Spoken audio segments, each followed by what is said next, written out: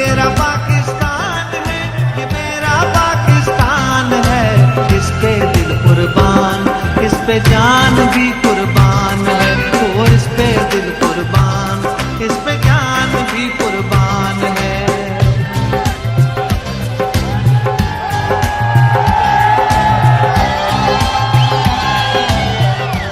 बिस्मिल्लाह, बिस्मिल्लाहिर्रहमानिर्रहीम। इय्याका नअबुदु व इय्याका नस्तईन। अल्लाह, तेरी इबादत करते और सिर्फ तेरे से मदद मांगते हैं मौला। लाहौर, आज पहले तो मैं जिस तादाद में आप आज हॉकी स्टेडियम में आए, जश्न आजादी बनाने के लिए, मैं खास तौर पे अपनी बहनों को खुशामदीद कहता हूं। आज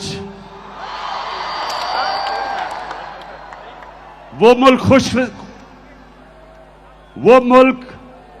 खुशकिस्मत है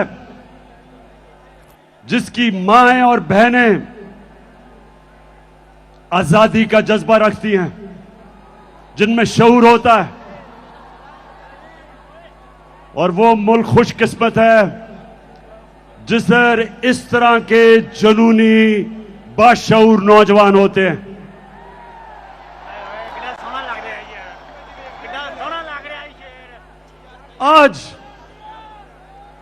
आज आपने तहम्मुल से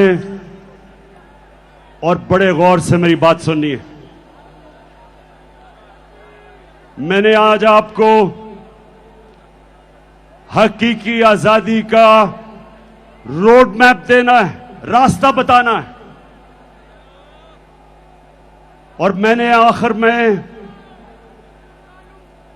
हमने क्या कदम उठाने हैं हकीकी आजादी को हासिल करने के लिए, वो आज मैं सारी कौम को वो रास्ता बताऊंगा।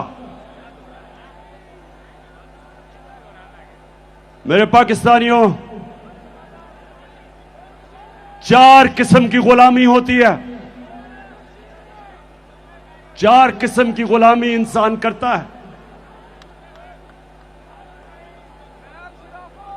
कायद आजम मोहम्मद अली जिन्ना ने हमें एक गुलामी से आजादी दिलवाई। मैं आज अपनी तकरीर के अंदर आपको वीडियोस दिखाऊंगा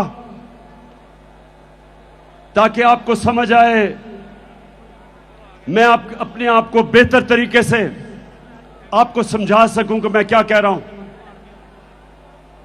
तो मैं सबसे पहले एक आपको छोटी सी कायद आजम की वीडियो सुनाना चाहता हूं, जो उन्होंने आज से 75 साल पहले कहा। तो मैं ये चाहता हूं कि उस वीडियो को चलाएं please. Muslims desire freedom more than anyone else because love for freedom, fraternity and liberty is the lifeblood of their existence. But freedom must mean freedom both from the British exploitation and Hindu domination. 100 millions of Muslims will never agree merely to a change of masters. तो पाकिस्तानियों, मैं अब उर्दू में बताता हूं कि हमारे कायद मोहम्मद अली जिन्ना ने क्या कहा। उन्होंने ये कहा कि हम अंग्रेज की गुलामी से निकल के हिंदुओं की गुलामी में नहीं जाना चाहते, हम एक आजाद मुल्क में रहना चाहते हैं। और उन्होंने बताया कि मुसलमान हमेशा आजादी के लिए जद्दोजहद करता है। क्योंकि मेरे पाकिस्तानियों, जब पाकिस्तान बन रहा था तो एक नारा था कि पाकिस्तान का मतलब क्या, और मेरा तेरा रिश्ता क्या। अब ला इलाहा इल्लल्लाह का मतलब, ये मेरी कौम ये गौर से सुन लो, क्योंकि मैं जो आगे आपको बताने जा रहा हूं, हमने कैसे मुकम्मल तौर पे हकीकी आजादी हासिल करनी है। ये याद रखें कि हम अल्लाह से जब कलमा पढ़ते हैं तो अपना अल्लाह से वादा करते हैं कि अल्लाह तेरे अलावा हम किसी के सामने नहीं झुकेंगे। इसको सब समझ जाओ कि हमें बताया गया था शुरू में कि सिर्फ पत्थर के बुतों के सामने झुकना शिर्क है। आहिस्ता आहिस्ता हमें समझ आई, जैसे जैसे मेरी उम्र गुजरी तो मुझे समझ आई कि हर जब भी अपने जमीर का आप सौदा करते हो और राय हक से हटते हो और किसी भी झूठे खुदा के सामने झुकते हो, पैसे के बुत और सबसे खतरनाक गुलामी का बुत खौफ का बुत है जो इंसान को गुलाम बना देता है। और कभी भी एक गुलाम कौम ऊपर नहीं आ सकती।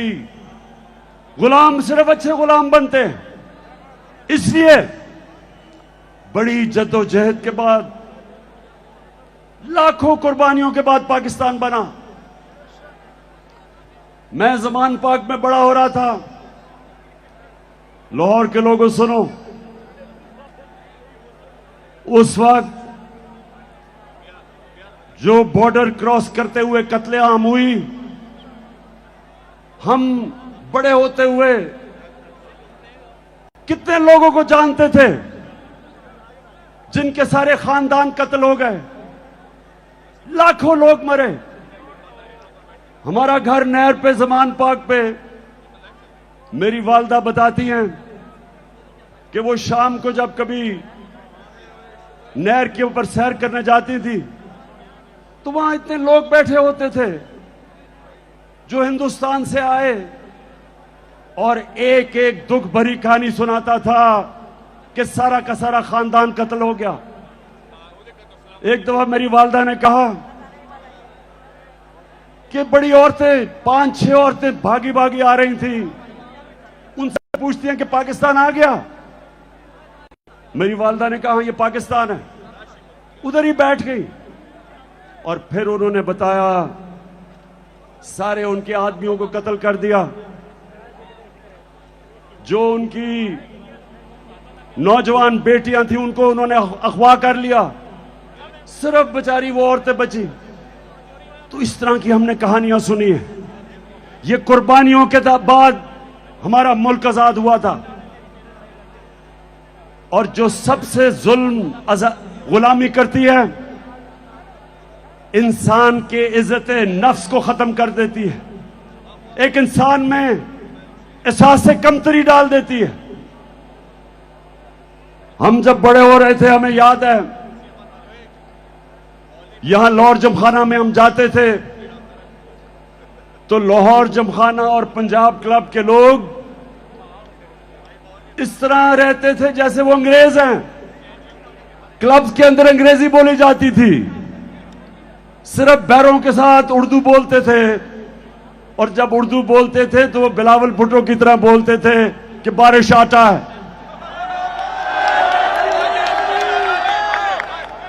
यानी कि एहसास से कमतरी ऐसे थी कि पाकिस्तानी अंग्रेज बनना चाहते थे, और ये गुलामी करती है। लाहौर के लोगों, जब मैं पहली दफा आज से 50 साल पहले इंग्लैंड में क्रिकेट खेलने गया तो मैं तो सिर्फ 18 साल का था। तो मुझे अभी भी याद है, मेरे सीनियर प्लेयर मुझे कहते, ये कानों ने सुना कि इमरान सोचो भी ना कि हम अंग्रेज को हरा सकते हैं, अगर इज्जत से हार के वापस आ गए तो बहुत बड़ी कामयाबी होगी। एहसास कमतरी थी, जीते हुए मैच हम हार जाते थे क्योंकि हमारे अंदर खुद एतमादी नहीं थी कि हम जीत सकते हैं। 70 की दिहाई में अच्छी भली अच्छी टीमें थी, कोई मैच नहीं जीतती थी। बड़े बड़े मैच जब आते थे एहसास कमतरी की वजह से घबरा के हार जाते थे, और जब 80 की दिहाई में कमजोर टीमें थी, लेकिन क्योंकि ज़हनी तौर पे हम आजाद हो गए थे, हारे हुए मैच जीतते थे।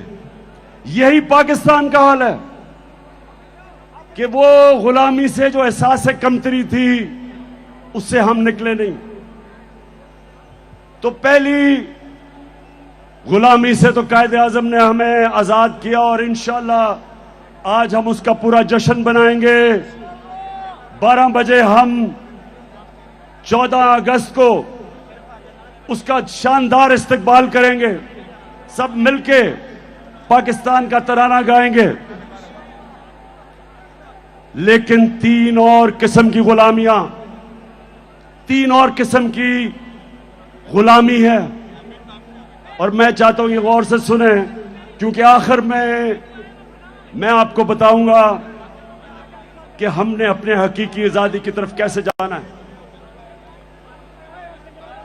जो दूसरी किस्म की गुलामी है वो ज़हनी गुलामी, और वो मैं जब अपनी सारी कौम को मदीना की रियासत का बताता हूं तो मेरे नबी सल्लल्लाहु अलैहि वसल्लम ने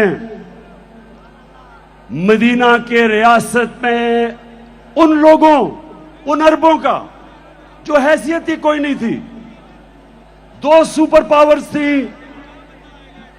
मगरिब में और मशरिक में, Byzantine Roman empire, Persian empire. उन्होंने क्या किया, गौर से सुनो मेरे नौजवानों, कि उन्होंने उन लोगों को दुनिया की इमामत करवा दी। 10 साल 622 और 632 जब मेरे नबी सल्लल्लाहु अलैहि वसल्लम दुनिया से गए, वो ही अरब जिनकी हैसियत नहीं थी दुनिया की इमामत की, तो वो क्या किया उन्होंने, अब ये गौर से सुने क्या किया। 2 काम किए,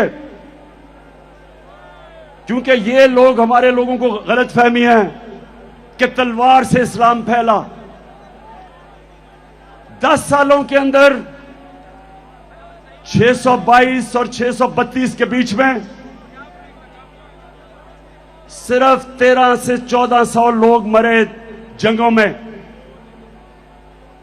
फिर से सुन लें, 10 सालों में दोनों तरफ सारी जंगों में 1300 से 1400 लोग मरे, लेकिन सारे अरब में इस्लाम फैल गया।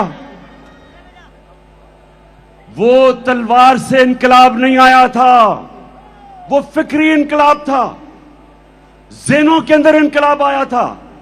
और वो मैं चाहता हूं दूसरी चीज कि आप समझें कि हमने कैसे अपनी नबी की सीरत के ऊपर चलते हुए इस मुल्क के नौजवानों को ज़हनी तौर पे आजाद करना है। 2 चीजें की उन्होंने। सबसे पहले उन्होंने तालीम के ऊपर जोर दिया। उन्होंने कहा कि अगर चाइना भी तालीम हासिल करने के लिए जाना पड़े, इल्म के पीछे चाइना भी जाना पड़े, तो जाओ। मतलब उन दिनों में चाइना जाना का मतलब कि अपनी जान की बाजी खेलना। और कहा जब से तुम पैदा होते हो और जब तक तुम कब्र में नहीं जाते, इल्म सीखो। तालीम को उन्होंने इबादत बना दिया।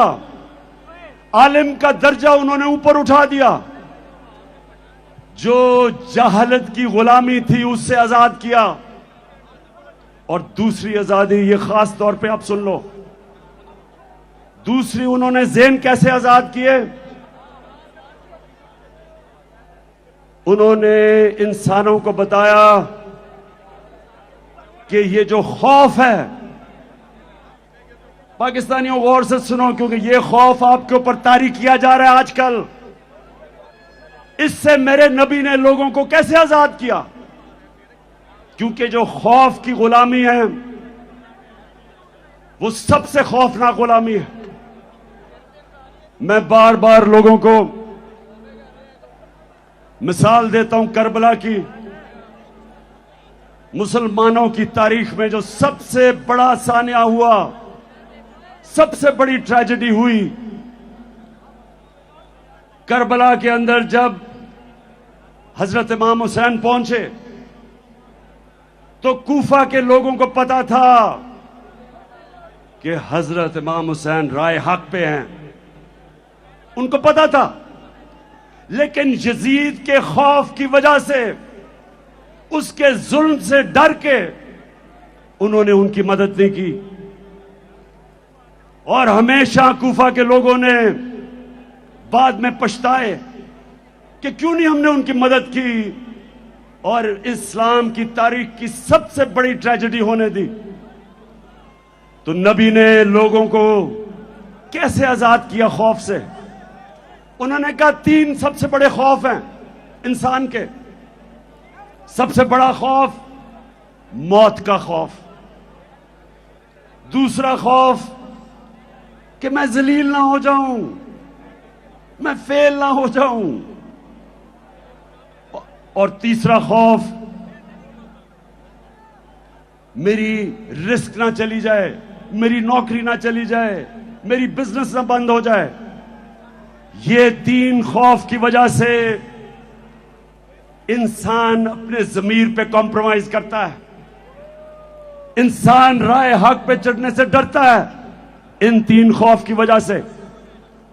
मैं जब पॉलिटिक्स में आया तो मैं जब पढ़े लिखे लोगों को कहता था कि मेरे साथ आओ पॉलिटिक्स में, अगर पॉलिटिक्स में करप्ट लोग हैं तो ईमानदार लोगों को आना चाहिए। मुझे अफसोस से कहना पड़ता है कि पढ़े लिखे और ईमानदार लोग ज्यादातर मुझे कहते थे पॉलिटिक्स बड़ी गंदी है, हमें जलील कर देंगे।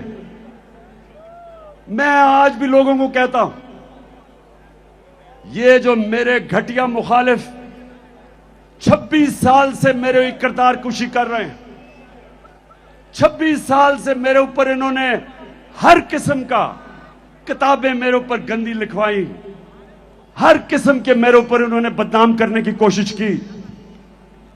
लेकिन अल्लाह की शान देखो, आज अब किस तादाद में आए हुए हैं और मुझे हौसला अफजाई कर रहे हैं।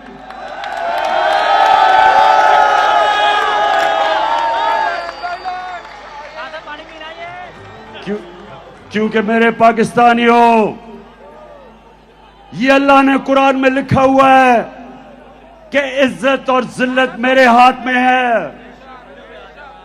नहीं तो अमीर लोग, पैसे वाले लोग इज्जत खरीद सकते, लेकिन इज्जत नहीं खरीद सकते। और नहीं तो कमजोर और गरीब जलील होते। ऐसा नहीं है। और जिंदगी मौत, यह भी मैं आज आप सबको बता दूं कि आज तक किसी ने कोई बड़ा काम नहीं किया जो मौत से डरता है।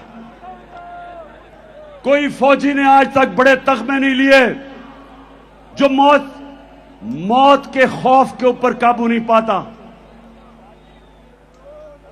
पहला आदमी जो माउंट एवरेस्ट पे चढ़ा था, सबसे ऊंचा पहाड़ दुनिया में, एडमंड हिलरी, उससे पहले जितनों ने भी कोशिश की थी माउंट एवरेस्ट पे चढ़ने की, या वो मर गए थे और या फेल हो गए थे। तो जब वो पहला आदमी माउंट एवरेस्ट पे चढ़ा, उसने अपने मौत के खौफ के ऊपर काबू पाया। और ये मदीना की रियासत में मेरे नबी ने किया, इंसानों को आजाद कर दिया, मौत का खौफ चला गया, पैसे की लालच वो चली गई, क्योंकि रिस्क तो अल्लाह के हाथ में। और उनको ये पता चल गया कि कोई इंसान हमें जलील नहीं कर सकता, मेहनत हम करेंगे, ऊपर वाला दिलों के राज जानता है, और उसके ऊपर ईमान रख के वो लोग, आजाद लोग, उनकी परवाज, जिस तरह अल्लाह कुरान में कहता है कि जब इंसान, सबसे अजीम मखलूक अल्लाह की, इंसान फरिश्तों से भी ऊपर चला जाता है, लेकिन जब गिरता है जानवरों से भी नीचे चला जाता है। तो हमारे हाथ में अब पाकिस्तानियों, ये ज़हनी आजादी की तहरीक, कि हमें पहले इत्मीनान होना चाहिए कि हम नबी सल्लल्लाहु अलैहि वसल्लम की उम्मत है, दुनिया के सबसे अजीम लीडर की उम्मत है। हमें ये जमीन में चूंटियों की तरह रेंगने की जरूरत नहीं। हम हाथ फैला के दुनिया के सामने क्यों फिरते हैं? हम वो कौम है, पाकिस्तान वो कौम है जो 27वीं रमजान पे पाकिस्तान बना था। अल्लाह ने इस मुल्क को हर किस्म की नेमत दी है, लेकिन कोई भी कौम जो गुलाम होती है, गुलाम ज़हनियत की, वो कभी उसकी परवाज ऊपर नहीं होती। तो दूसरी चीज कि हमने अपने बच्चों को नबी सल्लल्लाहु अलैहि वसल्लम की सीरत पढ़ानी है। मैं जब प्राइम मिनिस्टर था, मैंने रहमतुल लिल आलमीन अथॉरिटी बनाई, बड़े बड़े स्कॉलर्स को उसमें बिठाया। उस अथॉरिटी का मकसद यह था कि कॉलेजेस और स्कूलों में हमारे नबी सल्लल्लाहु अलैहि वसल्लम की जिंदगी हमारे बच्चों को बताएं, ताकि उनके कैरेक्टर मजबूत हों, ताकि वो ज़हनी तौर पे आजाद हों। और सबसे बड़ी चीज ये कि वो मगरबी तहजीब के गुलाम ना बन जाएं।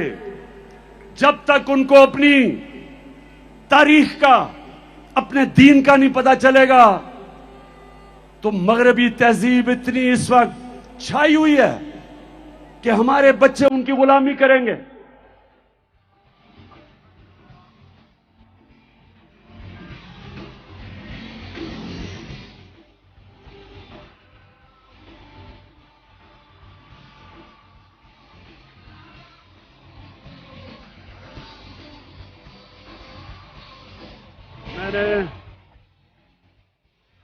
और तीसरी गुलामी जिससे हमने आजाद होना है, अब ये मेरे पाकिस्तानियों गौर से सुनो। देखें, पहले तो मैं आप सबको एक बात बता दूं कि मैं कभी भी किसी मुल्क के खिलाफ नहीं हूं, मैं किसी मुल्क का एंटी नहीं हूं। मुझे कहते हैं जी आप एंटी अमेरिकन हैं, मैं एंटी अमेरिकन नहीं हूं। अमेरिका में सबसे ताकतवर पाकिस्तानी कम्युनिटी है जो पाकिस्तानी अमेरिकन कम्युनिटी है।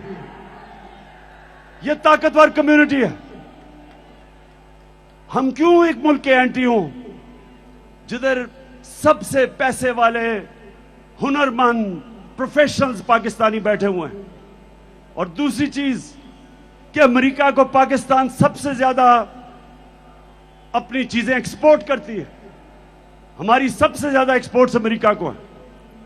तो मैं बिल्कुल एंटी अमेरिकन नहीं हूं। मैं अमेरिका से दोस्ती चाहता हूं, लेकिन पाकिस्तानियों मैं गुलामी नहीं चाहता। अल्लाहू अल्लाहू अल्लाहू अल्लाहू अल्लाहू अल्लाहू। ये ज़मीं जब न थी, ये जहां जब न था, ये ज़मीं जब न थी, ये जहां जब न था, ये ज़मीं जब न थी, ये जहां। मेरे लाहौर के बाशऊर लोगों, गौर से अब सुनना। मैं अपनी असल चीजों पे आने लगा हूं, गौर से सुनना, क्योंकि मैंने आज आपको आज आपको मैंने अपने हकीकी आजादी का रोड मैप देना है, तो ये जरा गौर से सुन लें। मैं ज्यादातर पाकिस्तानियों से बेहतर अमेरिका को भी जानता हूं, मगरबी तहजीब को भी जानता हूं। क्रिकेट की वजह से कई साल मैं उनके बरतानिया में रहा, यूनिवर्सिटी उधर गई, दोस्तियां मेरी थी वहां। मैं उनके कल्चर को अंदर से जानता हूं। अब जो मैं आपको चीज सुनाना चाहता हूं वो ये कि मैं जो उनकी साइकी जानता हूं वो ये, अगर आप उनके पैरों में गिरते हैं वो आपको इस्तेमाल करेंगे, अगर आप उनकी चमचागिरी करेंगे वो आपकी इज्जत नहीं करेंगे, लेकिन अगर आप अपने मुल्क के मफादात के लिए खड़े होंगे उनको अच्छा नहीं लगेगा, लेकिन वो आपकी इज्जत करेंगे। तो मैं जब सियासत में आया आज से 26 साल पहले, 2 वजह से मैं पॉलिटिक्स में आया।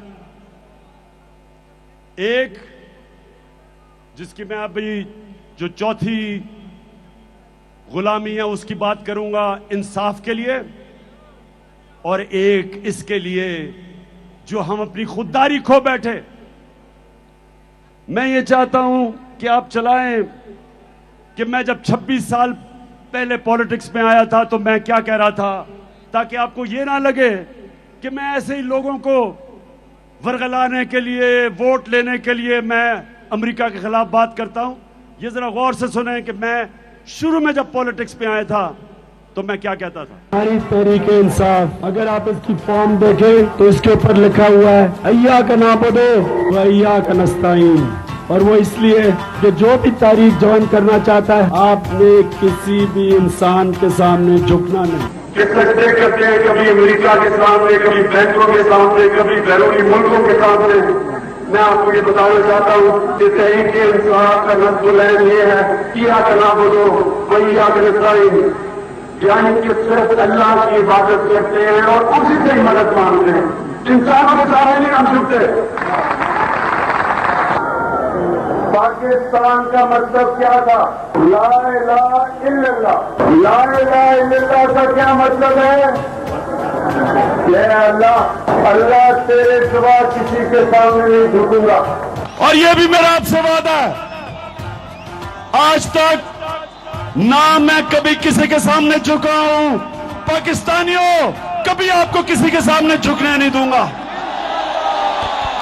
Will you allow the American government to have CIA here in Pakistan? Absolutely not.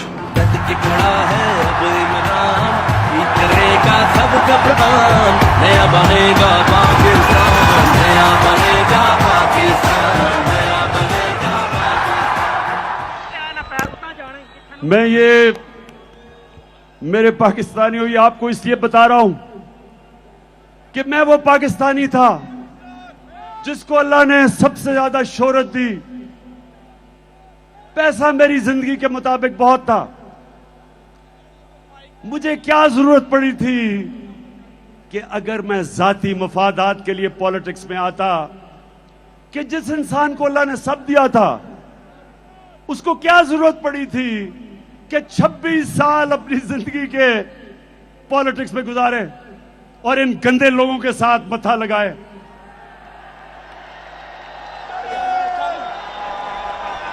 वो इसलिए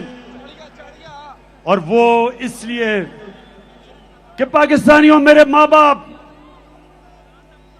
जब मैं बड़ा हो रहा था हमेशा मेरी मां ने और मेरे बाप ने कहा कि तुम्हें अंदाजा नहीं, तुम कितने खुशकिस्मत हो कि तुम एक आजाद मुल्क में पैदा हुए हो। हमारे से पूछो गुलामी क्या थी। अंग्रेज के ऑफिस में जाते थे तो आम जो उस वक्त इंडियंस थे उनके लिए सिर्फ चंद इंडियंस को बैठने की इजाजत थी। अंग्रेज के ऑफिस में आप खड़े रहते थे, उनकी कैंटोनमेंट थी, उनके क्लब थे, वहां कहीं ऐसे लिखा हुआ था कि इंडियंस और कुत्तों को इजाजत नहीं। ये होती है गुलामी। तो मैं बचपन से इस चीज का मुझे एहसास था और मैंने अपने मुल्क में एहसास कमतरी देखी अंग्रेज की गुलामी की वजह से। और हमेशा जब मैं क्रिकेट की खेलों में जाता था तो हम एक वो टीम जो कोई मैच नहीं जीतती थी, क्रिकेट की ग्राउंडों के ऊपर आहिस्ता आहिस्ता एक वक्त आया कि हमने अंग्रेजों को भी हराया, दुनिया को हराया, वर्ल्ड चैंपियंस बन गए। और मुझे फख्र था इस चीज का कि मैंने अपने मुल्क को ऊपर लेके गया। लेकिन मुझे हमेशा अफसोस होता था कि जब मैं अपने हुक्मरान, कोई बाहर से गोरा आता था, उसके सामने हाथ बांध के खड़े हो जाते थे, शर्म आती थी मुझे। और जब 26 साल पहले पॉलिटिक्स में आया तो ये जो आप सुन रहे हैं, ये आज से नहीं मैं बातें कर रहा। मेरी मोटिवेशन थी कि अल्लाह तूने मुझे कभी मौका दिया तो मैं अपने मुल्क को पैर पे खड़ा करूंगा, एक खुददार कौम बनाऊंगा और कभी किसी के सामने नहीं झुकने दूंगा।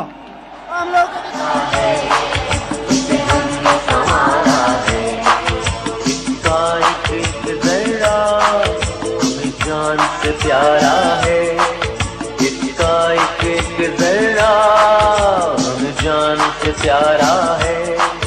ये देश हमारा है, ये देश हमारा है। तो मैं अब जरा आपको वीडियोस दिखाऊंगा, जरा संभल के देखना। इन लोगों की मैं बात कर रहा हूं जो हमें शर्मिंदा करवाते थे, जिनको अपनी तो इज्जत नहीं थी, कौम की भी इज्जत मिट्टी में लगा देते थे।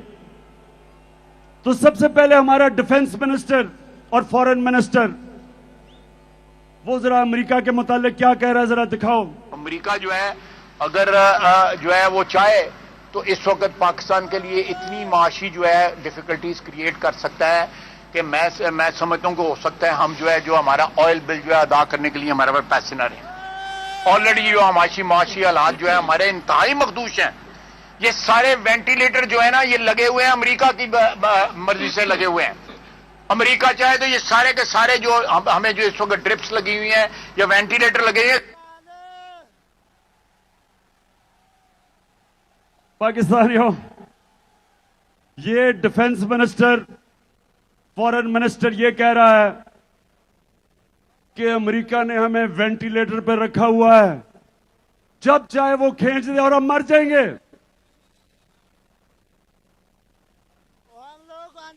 मैं पहले तो इससे पूछता हूं कि ये इस नौबत पे लेके कौन आया?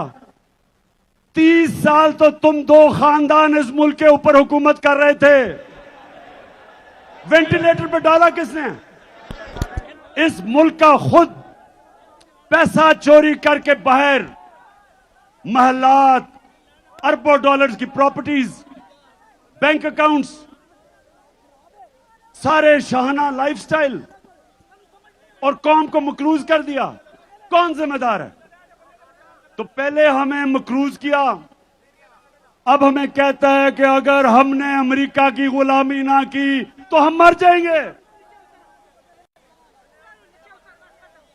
अब जरा मौजूदा प्राइम मिनिस्टर, क्राइम मिनिस्टर, जरा इसकी जरा सुने, जरा ये क्या फरमाते हैं मुल्क का प्राइम मिनिस्टर। मैं सऊदी अरब से होके आया हूं, मैं यूएई के होके, अभी मैं तुर्की होके आया हूं, और मैंने उन भाइयों को कहा कि आप हमारे बड़े अजीम भाई हैं, हमेशा आपने हमारी मदद की। और मैंने यही कहा, जब मैं आया हूं तो आप समझेंगे शायद ये मांगने आया, मैं मांगने नहीं आया, लेकिन मजबूरी है।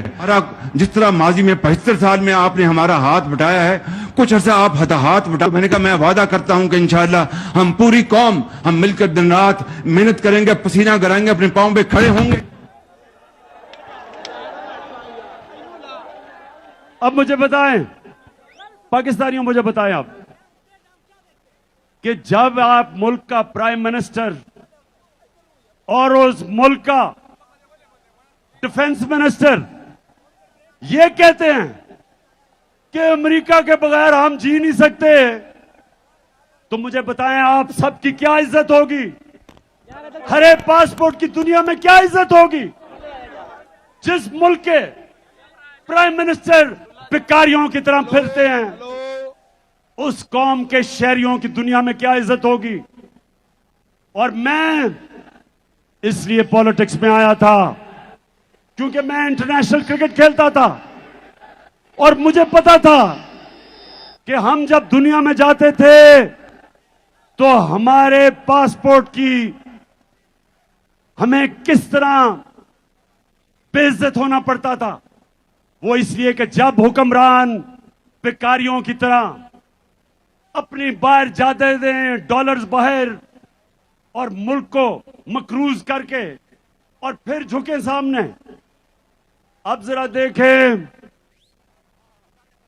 देखें कि पाकिस्तान का प्राइम मिनिस्टर नवाज शरीफ जब प्रेसिडेंट ओबामा से मिला तो जरा उसको फरमाएं, उसकी जरा देखें कि हालत क्या थी, कंपें टांग रही थी।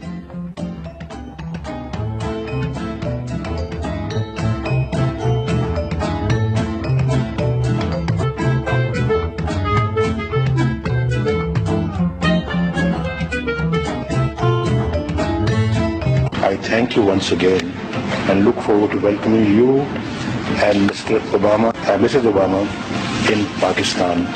And Keema and Dal is very... इतना घबराया हुआ था कि थैंक यू भी पढ़ के करना पड़ा, कहीं गलती ना हो जाए, आका नाराज ना हो जाए।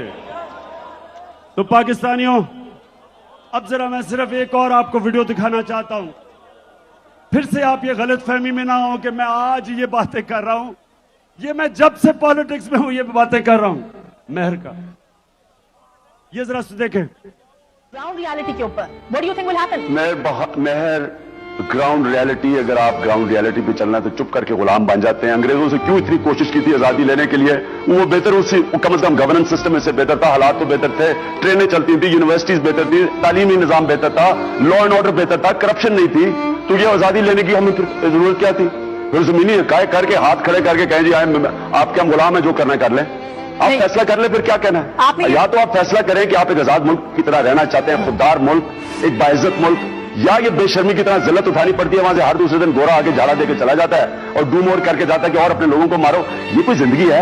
मैं आपको ये बता दूं कि अगर आप इस जिंदगी से मुतमईन है तो आप हो। मैं ये जमीनी इकाई कबूल नहीं करता।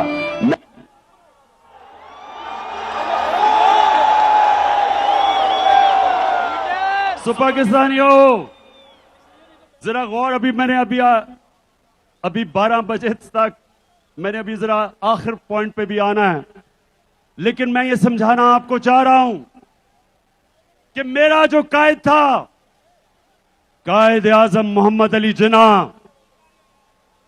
अपनी तारीख की किताबें पढ़ें।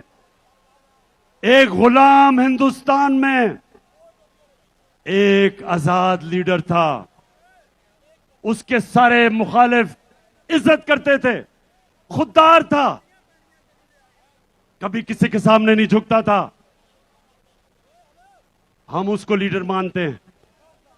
और हम पाकिस्तानियों, आप ये सुना,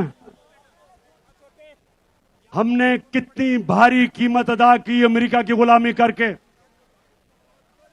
मैं फिर से आज आपको कहता हूं कि मैं अमेरिका से दोस्ती कर रहा था, लेकिन मैं गुलामी करने के लिए तैयार नहीं था। मैंने प्रेसिडेंट ट्रंप से मेरे ताल्लुकात ठीक थे, क्योंकि वो वापस इज्जत देता था। जब मैं वॉशिंगटन गया, अपनी पाकिस्तानी कम्युनिटी अमेरिकन से पूछे कि जिस तरह का उसने प्रोटोकॉल मुझे दिया, कितने और पाकिस्तानी प्राइम मिनिस्टर्स को दिया पहले, क्योंकि वो इज्जत करते हैं उनकी, जो अपनी इज्जत करवाते हैं। मैं जिधर उनसे मुखालफत करता हूं वो ये कि उन्होंने धमकी दी जनरल मुशर्रफ को और कहा कि पाकिस्तान को अमेरिका की जंग में अगर शामिल ना किया, आपने शिरकत ना की, तो पाकिस्तान को वो तबाह कर देंगे। बदकिस्मती से हमारा लीडर उस वक्त जनरल मुशर्रफ घुटने टेक गया और पाकिस्तानी कौम ने बाहरी कुर्बानी अदा की उसके लिए। जो अमेरिका में दहशतगर्दी हुई थी, न्यूयॉर्क में 2500 अमेरिकन मरा था, उनकी जंग में शिरकत करके 80,000 पाकिस्तानी कुर्बान हुआ। दुनिया की तारीख में पहली दफा गुलामी की यह इंतहा थी कि जंग उनकी लड़ रहे हैं, हमारे फौजी कुर्बानियां दे रहे हैं, हमारे शहरी कुर्बानियां दे रहे हैं, और हमारे ऊपर 400 ड्रोन अटैक किए अमेरिका ने। ड्रोन अटैक का मतलब कि देहातों में जाके बमबारी करके लोग मारते थे। कौन सा मुल्क इजाजत देता है कि कोई और मुल्क फैसला करे कौन सा पाकिस्तान में दहशतगर्द है और आके उसको मार दे? हमारा दहशतगर्द अल्ताफ हुसैन 30 साल से बैठा हुआ है बर्तानिया में, हजारों लोग मरवाए उसने। क्या बर्तानिया पाकिस्तान को इजाजत देगा कि हम अल्ताफ हुसैन के ऊपर ड्रोन अटैक करें? वो नहीं करेंगे। वो कहेंगे ये हमारे कानून के खिलाफ है, अदालत में जाके साबित करो कि वो दहशतगर्द है। तो हमारे मुल्क में आप फैसला करके जिसको मर्जी 400 ड्रोन अटैक किए, एक मदरसे के ऊपर ड्रोन अटैक करके 60 बच्चों को मार दिया, और यहां चूहे बैठे हुए थे, किसी की जरूरत नहीं थी अमेरिका को कहे कि तुम जुल्म कर रहे हो। एक तहरीक इंसाफ ने ड्रोन अटैक्स के खिलाफ धरने दिए, बाकी ये जो नवाज शरीफ और आसिफ जरदारी, इनके मुंह से चू नहीं निकलती थी, क्योंकि इनके अरबों डॉलर बाहर पड़े हुए थे और ये डरते थे कि कभी भी इनका पैसा जब्त कर सकते हैं। ये पैसे की पूजा करने वाले हमारे मुल्क में जुल्म हुआ, इन्होंने जुल्म होने दिया, हमें टिश्यू पेपर की तरह इस्तेमाल होने दिया। मैं एंटी अमेरिकन नहीं हूं, लेकिन मैं अपने लोगों के मफादात के ऊपर किसी किस्म की कॉम्प्रोमाइज नहीं करने के लिए तैयार। फिर जरा सुने, फिर सुने, हमें हमारे एम्बेसडर असद मजीद वॉशिंगटन में, पाकिस्तानी एम्बेसडर, उसको मिलने आता है एक अमरीकी अंडर सेक्रेटरी ऑफ स्टेट, उसका नाम था डोनाल्ड लू। जरा गौर से सुने पाकिस्तानियों, ताकि आपको पता चले कि किस तरह हमारे मुल्क की जिल्लत हुई। वो आके हमारे एम्बेसडर को कहता है कि इमरान खान जो तुम्हारा प्राइम मिनिस्टर है, अगर तुमने अदम एतमाद की वोट पे उसको ना हटाया तो धमकी दी, तुम्हें मुश्किलों का सामना करना पड़ेगा। और कहता वो इसलिए कि वो रूस चला गया, रूस का दौरा किया उसने। जब मुझे ये पता चला, मैंने अपने फॉरेन ऑफिस को कहा कि ये होते कौन है मुझे कहने वाले कि मैं रूस क्यों गया। क्या मैं इनका गुलाम हूं? लाजिम है कि हम भी देखेंगे, हम देखेंगे, हम देखेंगे, लाजिम है कि हम भी देखेंगे, हम देखेंगे। तुम मेरे लाहौर के बाशऊर शहरियों थक तो नहीं गए? ये आजादी की जश्न की राहत है। अभी मैंने आपको बताना है कि मैंने आपके साथ मिलके, आपने मेरे साथ मिलके इस मुल्क में हकीकी आजादी कैसे छीननी है। तो धमकी देता है कि जी रूस क्यों चला गया? मैं रूस इसलिए गया कि मेरे लोगों का फायदा था उसमें। मैं चाहता था कि मेरे लोगों को सस्ता तेल मिले। जो हिंदुस्तान रूस से 40% कम कीमत पर तेल ले रहा है, मैं चाहता था कि हमने जो 20 लाख टन गंदम खरीदनी है, हम रूस से सस्ते दाम पे लें। उनके सदर पुतिन से मैंने बात की थी, वो तैयार थे हमारी मदद करने के लिए। हमने गैस लेनी थी आगे जाके रूस से, तो वो इतने नाराज हुए कि जनाब इमरान खान को हटा दो। इसने हमारा हुक्म नहीं माना। अब मैं आपको दो मुल्कों के फॉरेन मिनिस्टर्स दिखाना चाहता हूं। पहले हिंदुस्तान का फॉरेन मिनिस्टर, उसको हुक्म दिया, उसको कहा कि जनाब आप रूस से तेल ना खरीदें। अब ये गौर से सुने, हिंदुस्तान अमेरिका का स्ट्रेटेजिक एलाय है। हमारा कोई अमेरिका के साथ अलायंस नहीं है। हिंदुस्तान अमेरिका का स्ट्रेटेजिक एलाय है। और उनको जब अमेरिका ने कहा कि आप रूस से तेल ना खरीदें, तो उनके फॉरेन मिनिस्टर ने क्या कहा, ये देखें। By purchasing oil for national interest, India is being asked, are you funding this war? Tell me if buying Russian gas is not funding the war? I mean, why is it's only Indian money and oil coming to India which funds, but it's not gas coming to Europe which funds? I mean, look, somewhere, I mean, let's be a little even-handed out here. If countries in Europe and the West and the United States are so concerned, why don't they allow Iranian oil to come into the market? Why don't they allow Venezuelan oil to come into the market? I mean, they've squeezed every other source of oil we have.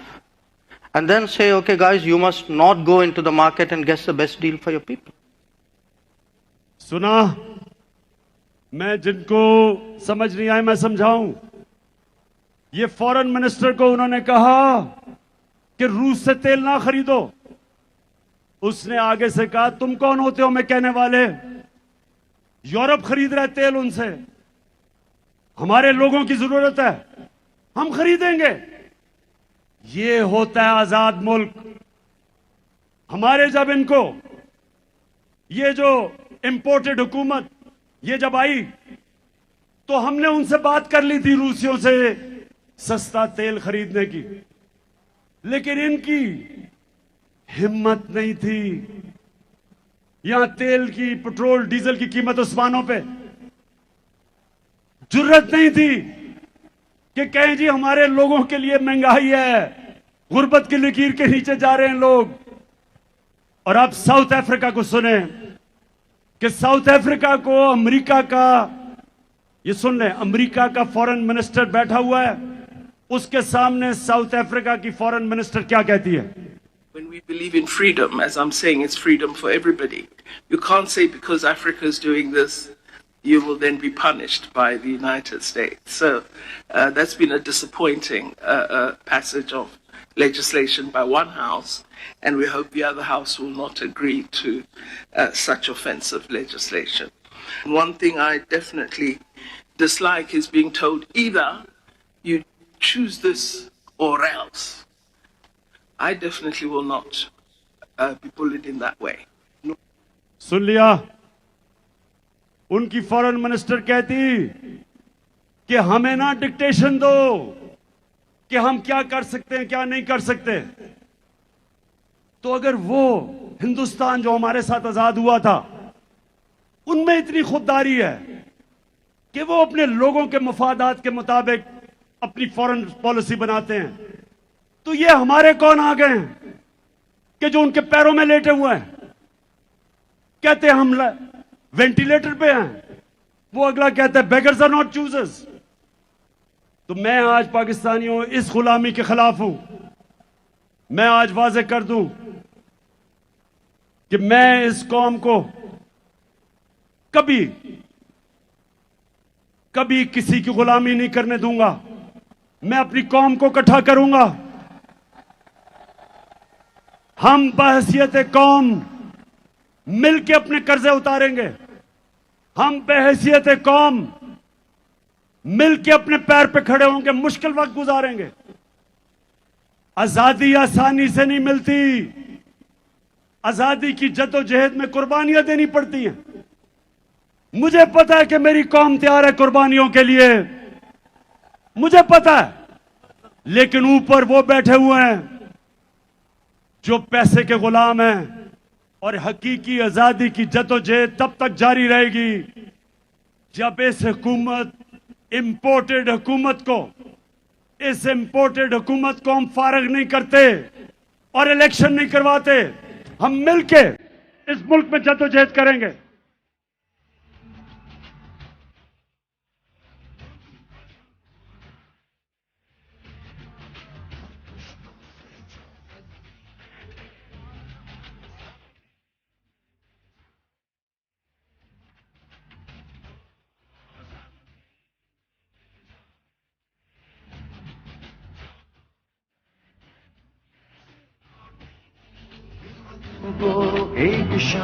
और अब चौथी गुलामी। अब मेरे पाकिस्तानियों ये गौर से सुने, ये जो आखिरी गुलामी जिसके लिए हमने हकीकी की जंग लड़नी है, हकीकी आजादी की, ये सबसे ज्यादा एक माशरे में तबाही मचाती है। और वो क्या है? नबी सल्लल्लाहु अलैहि वसल्लम ने मदीना की रियासत में एक तो ज़हनी तौर पे लोगों को आजाद किया, और दूसरा उन्होंने अदल और इंसाफ दे के इंसानों को आजाद किया। जानवरों की बस्तियों में और इंसानों की बस्तियों में क्या फर्क है? जानवरों की बस्तियों के अंदर जो ताकतवर है वो जो मर्जी करे, कमजोर अपनी जान बचा के फिरता है। कमजोर की कोई अहमियत नहीं, उसके कोई हुकूक नहीं, वो छुपता फिरता है। और ताकतवर जो मर्जी करना चाहे कर सकता है। इसको कहते हैं जंगल का कानून। इंसानी माशरा इंसाफ पे बनता है। इंसाफ का क्या मतलब है? कि कमजोर को ताकतवर से कानून तहफ़्फ़ुज़ देता है, जिसको अंग्रेजी में रूल ऑफ लॉ कहते हैं, जिसको हम कानून की हुक्मरानी कहते हैं। इसके बगैर एक माशरे में लोग आजाद नहीं हो सकते। अब देहातों में निकल जाएं, बेचारा कमजोर आदमी वो फंसा हुआ है थाने कचहरी की सियासत में, उसको हर किस्म की, वो हर जगह जाके उसको मुश्किल। ताकतवर कानून तोड़े, चोरी करे, डाके मारे, उसके पास वसाइल होते हैं, उसको इंसाफ का निजाम नहीं पकड़ सकता। नबी सल्लल्लाहु अलैहि वसल्लम ने मदीना में इंसाफ दे के इंसानों को आजाद किया। हजरत अली रजी अल्लाह ताला एक यहूदी शहरी से केस हार जाते हैं, खलीफा वक्त होते हैं, क्योंकि काजी उनके बेटी की गवाही नहीं कबूल करता। आप सोचें कि वो क्या इंसाफ का निजाम होगा कि आम शहरी वक्फ के हुक्मरान से केस जीत सकता है, और वो भी एक अकलियत वो मुल्क के हुक्मरान से केस जीत सकती है। ये था इंसाफ का निजाम, और वो इंसाफ के निजाम की वजह से लोग आजाद हो गए। एक बड़ा फेमस वाकया, एक शहजादा तवाफ कर रहा था खाना काबा की, एक गुलाम का पैर आ गया उसके चोगे के ऊपर, उसने उसको मारा। गुलाम ने जाके नबी सल्लल्लाहु अलैहि वसल्लम को बताया कि मेरे से गलती से पैर आ गया और इसने मुझे मारा। नबी सल्लल्लाहु अलैहि वसल्लम ने शहजादे को बुलाया और गुलाम को कहा कि वापस मारो इसको, किसी को इजाजत नहीं, कोई कानून के ऊपर नहीं। मेरे पाकिस्तानियों, इस तरह वो आजाद हुए थे, इस तरह वो माशरा, दुनिया में आजाद लोगों का माशरा ऊपर उठ गया था। हमारे मुल्क में जब तक हम लोगों को उनके हकूक नहीं देंगे, कमजोर को ताकतवर से तहफ़्फ़ुज़ नहीं देंगे, हम लोगों को आजाद नहीं कर सकते। ये बदतरीन गुलामी है।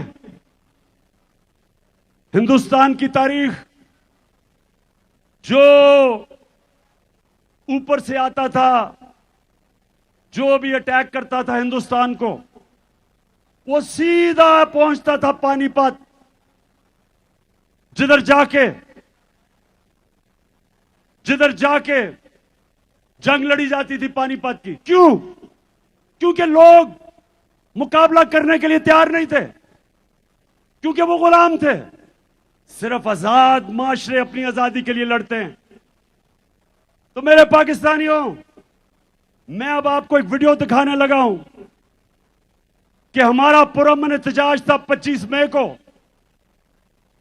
उसमें हमारे साथ पुलिस ने क्या किया। हमारा हक था पुरअमन एहतजाज करने का। ये 3 दफा हमारे दौर में 3 दफा धरने दिए गए। 2 दफा फजलुर रहमान ने, 1 दफा कांपे टांगनी बिलावल ने, 2 दफा डीजल ने, 1 दफा कांपे टांगने वाली ने। हमने ना कोई रास्ते में रुकावट की, ना कोई मुश्किलें की, ना कोई एफआईआर रजिस्टर की। जरा आप दिखाएं कि 25 को हमारे साथ क्या हुआ। भाई, घर में सिर्फ लेडीज है कि आप लोग बगैर किसी वारंट के आप लोग घर में सिर्फ लेडीज और बच्चे, और आप लोग घर के अंदर एंटर हुए हैं। सुबह 4 बजे हुए हैं। ये देख लें, ये क्या कर रहे हैं आप लोग? डराने के लिए आए हैं औरतों को। सिर्फ हम औरतें हैं घर पे और बच्चे हैं। या आप हमारे घर में क्यों एंटर हो गए? आप हमें हरास करें इतना ओपनली, आप हमारे घर में एंटर हो गए। मुझे नहीं, क्यों दरवाजा तोड़े? नहीं, बदतमीजी नहीं करेंगे आप, बिल्कुल नहीं। आप शर्म होनी चाहिए।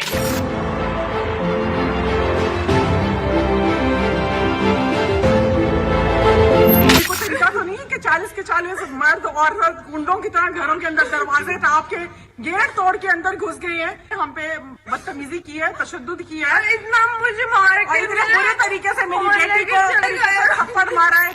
पुलिस वाले पुलिस वैन में डाले में आए हैं 8 बंदे, और वो मेरे गेट के ऊपर से एक तो चढ़ के पार हुआ, फिर उन्होंने डाला मारा, मेरा गेट तोड़ दिया।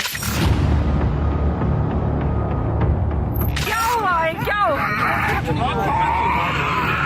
कुमार बिल्लू,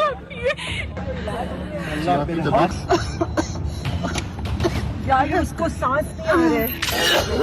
पानी पिए आंटी, पानी पिए, ठीक हो जाएगा। पानी पिए आंटी।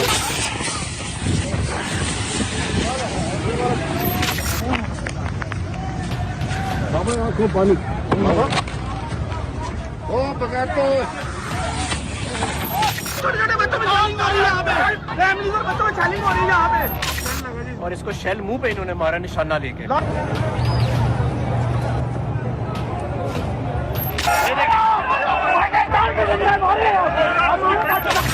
गिर जाएगी भाई, गिर जाएगी।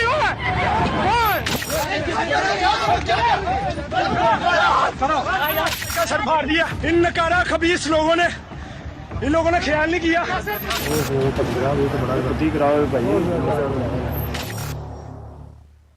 अच्छा, अब ये जो अभी आपने देखा, एक पुरअमन एहतजाज जमहूरियत के अंदर, पहले हुकूमत गिराई, पुरअमन एहतजाज किया, और इस तरह का इस मुल्क की पुलिस ने मुल्क का आइन भी तोड़ा, मुल्क का कानून भी तोड़ा, और कमजोरों के ऊपर दहशतगर्दी की, खौफ फैलाने के लिए। अब मैं जरा एक और, अभी हालिया में शहबाज गिल, उसको उठा लिया, चलें वो कानून के सामने जाएगा, लेकिन तशद्दुद किया उसके ऊपर। उसको हर इंसान को मौका मिलना चाहिए अपने आप को बेकसूर साबित करने का। यह तो इंसाफ का निजाम है, इंसाफ का तकाजा है। उसको तशद्दुद किया, लेकिन सबसे खौफनाक चीज, उसके ड्राइवर की बीवी को उठा लिया और उसकी 10 महीने की बेटी। ये जरा आप देखें।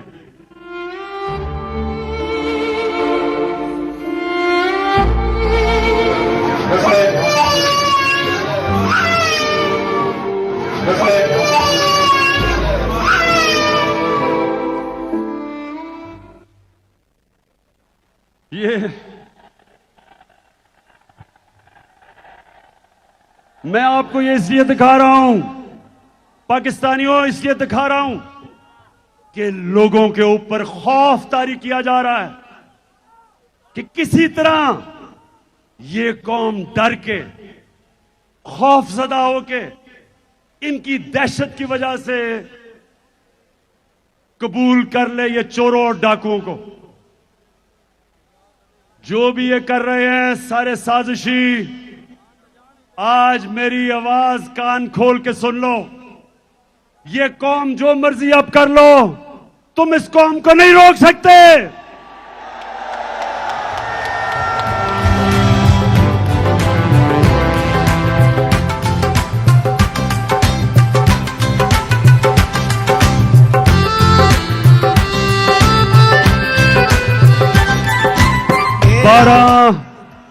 बारह बज गए हैं, लेकिन मैं आपसे 5-7 मिनट के बाद बात करके फिर हम सारे कौमी तराना गाएंगे और फिर जश्न बनाएंगे आतिशबाजी का 14 अगस्त का। वो इस पे दिल कुर्बान, इस पे जान भी कुर्बान है। तेरा पाकिस्तान है, ये मेरा पाकिस्तान है। तेरा पाकिस्तान है, ये मेरा पाकिस्तान है। इस पे दिल कुर्बान, इस पे जान भी कुर्बान है।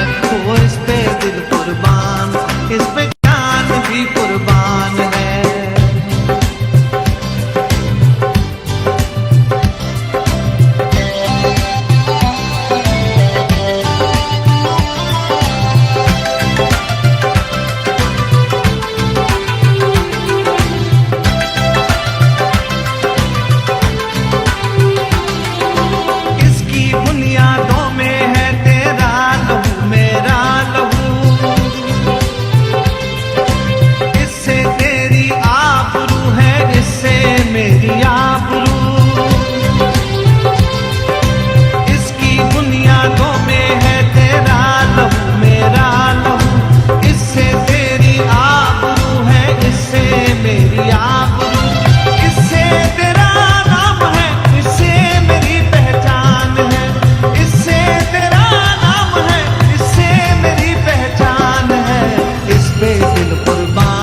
इस पे जान भी कुर्बान है। वो इस पे दिल कुर्बान, इस पे जान भी कुर्बान है।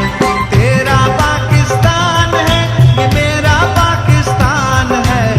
तेरा पाकिस्तान है, ये मेरा पाकिस्तान है। इस पे दिल कुर्बान, इस पे जान भी कुर्बान है। वो इस पे दिल कुर्बान, इस पे जान भी कुर्बान है।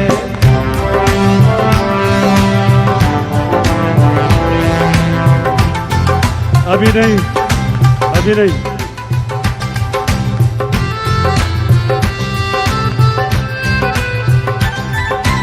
एक दयारे नूरों निखत वादिये मेहरान है।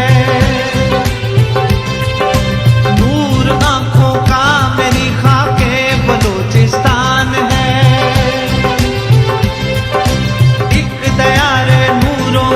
मतवाद ये मेहरान है, नूर आंखों का मेरी खाके बलोचिस्तान है। दिल है सरहद की जमी पंजाब जिस्मो जान है, दिल है सरहद की जमी पंजाब जिस्मो जान है। इस पे दिल कुर्बान, इस पे जान भी कुर्बान है, ओ इस पे दिल कुर्बान, इस पे जान भी कुर्बान है। तेरा पाकिस्तान है, ये मेरा पाकिस्तान है, तेरा पाकिस्तान है, ये मेरा पाकिस्तान है। इस पे दिल कुर्बान, इस पे सबको 14 अगस्त की मुबारक हो। इस पे जान भी कुर्बान है।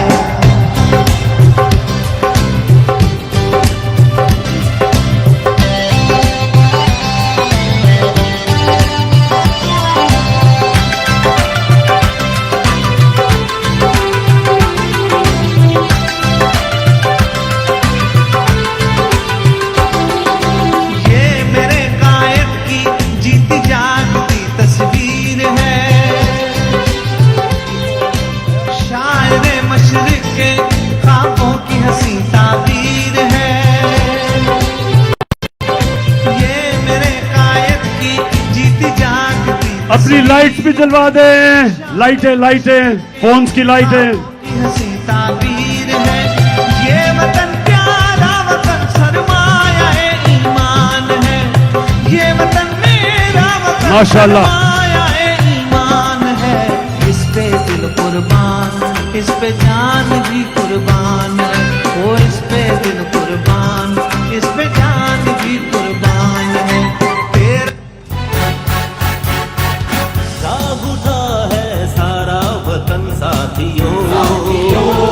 मुजाहिदों जाग उठा है सारा वतन साथियों, मुजाहिदों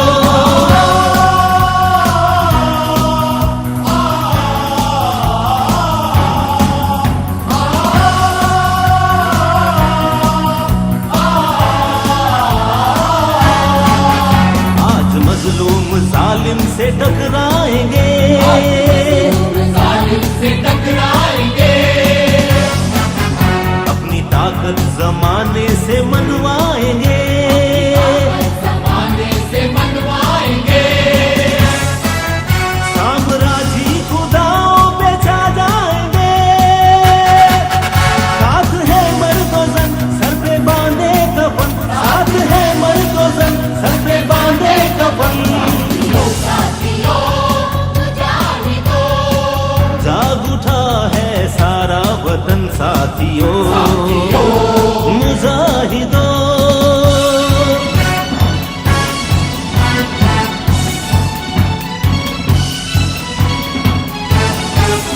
जो भी रस्ते में आएगा कट जाएगा,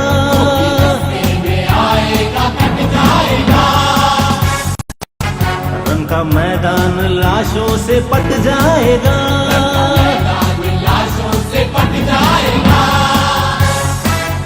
आज दुश्मन का तख्ता उलट जाएगा,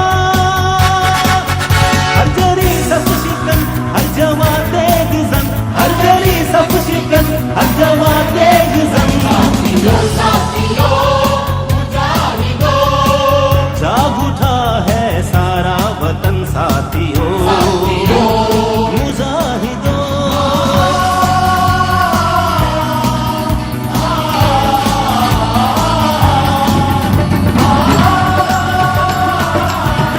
बस बस बस, अभी और जश्न बनाएंगे, फिक्र ना करो। पहले सिर्फ मैं अपनी बात खत्म कर लूं। देखें, अब वैसे आज मैंने अपनी जिंदगी में सबसे बेहतरीन 14 अगस्त बनाया।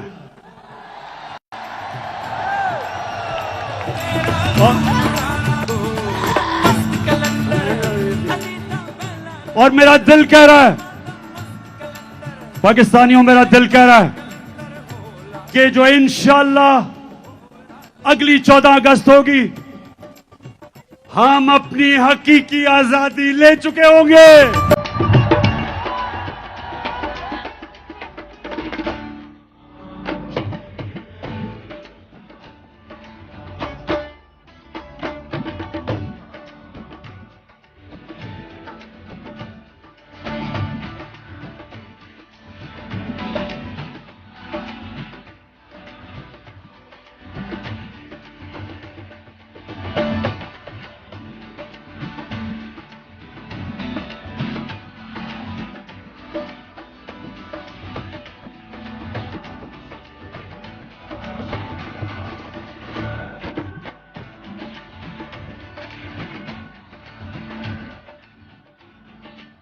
अच्छा, अभी फिर जश्न होगा, लेकिन मैं आपको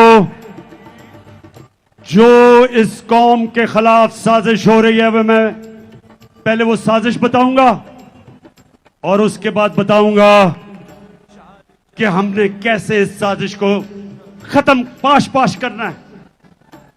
साजिश क्या हो रही है, थोड़ा खामोशी से सुन लें ताकि आपको समझ आ जाए कि जो बैरूनी मुल्क की साजिश जिनके साथ इस मुल्क के मीर जाफर और मीर सादक मिले हुए हैं, जिन्होंने हमारी हुकूमत कराई, और अब वो क्या साजिश कर रहे हैं, थोड़ी खामोशी से सुने।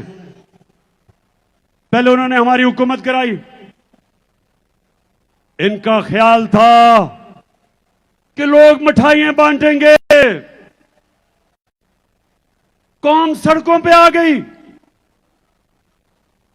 करोड़ों लोग पाकिस्तान की सड़कों पे निकले।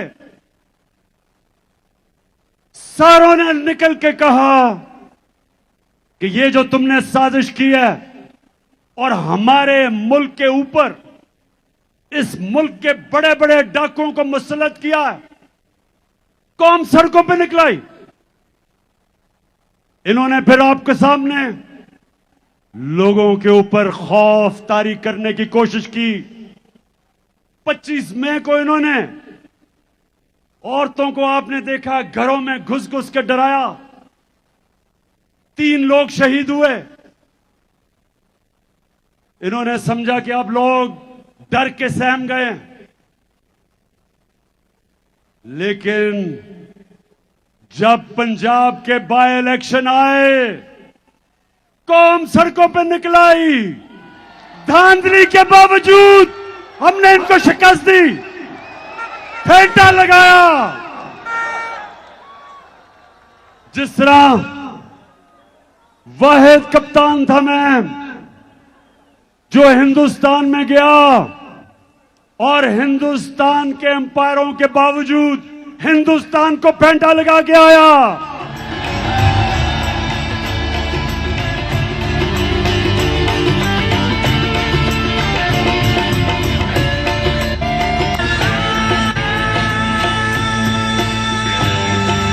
तो इस बारी इन्होंने इंतजामिया को साथ मिलाया, अंपायरों को साथ मिलाया, पुलिस का इस्तेमाल किया और वो सिकंदर सुल्तान जो एक बददियानतदार इलेक्शन कमिश्नर, उसने पूरी मदद की इनकी, हर किस्म की धांधली की।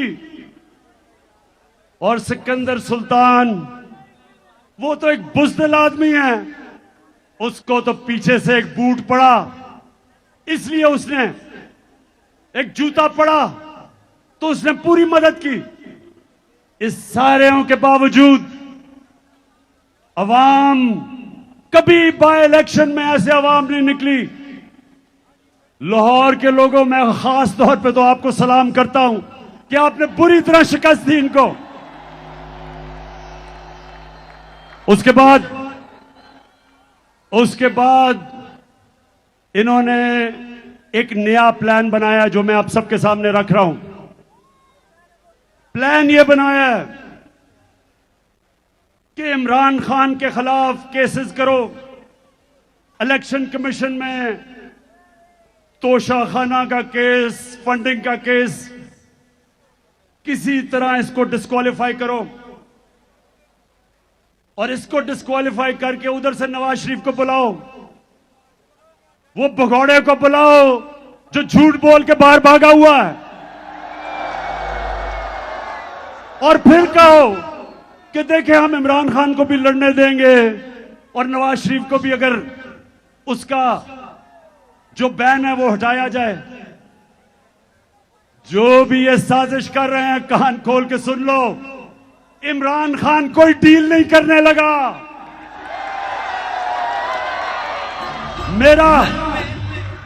मेरा मुकाबला इस डाकू से ना करो, ये 30 साल से पैसे चोरी कर रहा है। मैं सिर्फ आपको एक छोटी सी वीडियो जरा एंजॉय करेंगे, वीडियो ये जरा गौर से सुने। ये आज से 12 साल पहले, आज से 10 साल पहले, ये देखें जरा वीडियो।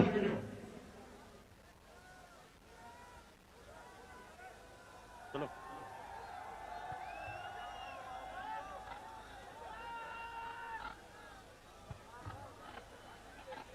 हाँ, मरियम की तला दो। हाँ ये लो, ये वाली नहीं, मुझे पता है आप पावर इन इस्लामाबाद। बस बस बस ये पुरानी वीडियो वो चलाओ ना, वो जो एवन फील्ड अपार्टमेंट की वीडियो है, जरा सुने तो देखे सही। इनकम इतनी है कि आप कोई प्रॉपर्टी आप दे सकते हैं, क्योंकि आपने मे फेयर के अंदर जो आपकी 4 अपार्टमेंट्स हैं उनकी 1 अरब से ज्यादा, 1 अरब रुपए से ज्यादा उनकी कीमत है। अब 4.5 अरब तक पहुंच गई है उनकी कीमत। आपने अपनी जो टैक्स में टोटल आमदनी बताई है 94 में, तो 1.5 लाख रुपए है। मुझे ये बताएं कि आपने अरबों रुपए की मे फेयर में प्रॉपर्टी खरीदी कैसे? ये था 10 साल पहले, आज से 10 साल पहले ये। अब उसका जवाब आता है, सलमान शहबाज शरीफ का बेटा जो मफरूर हुआ है, वो इसका जवाब देता है। बात ये है कि जिन अरबों रुपए की मे फेयर की प्रॉपर्टीज की ये बात कर रहे हैं, ये तो पहले पता नहीं है। बताएं कौन सी प्रॉपर्टीज है, लाएं, दिखाएं, उसका कोई प्रूफ लाएं। ये कह रहा है, अब ये सुनते रहे जरा, मैं चाह रहा हूं गौर से देखें। 2012 में मैं कह रहा हूं कि इनकी प्रॉपर्टीज हैं, सलमान शहबाज शरीफ का वो बेटा जो किकबैक स्पेशलिस्ट है, वो आके कहता है कि कौन सी प्रॉपर्टीज।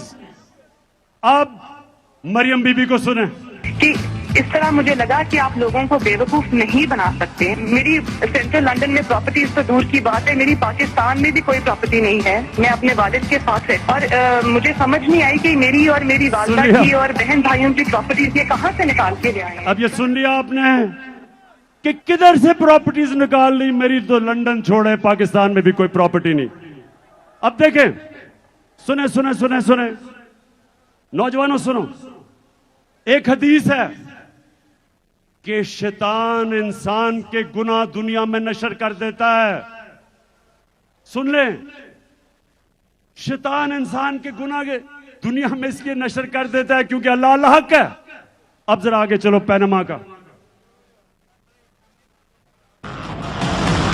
नवाज शरीफ, मरियम नवाज, हसन नवाज और हुसैन नवाज के बैरून मुल्क खुफिया असासों का इंकशाफ। पनामा लीक्स ने बैरून मुल्क खुफिया दौलत का भांडा फोड़ दिया।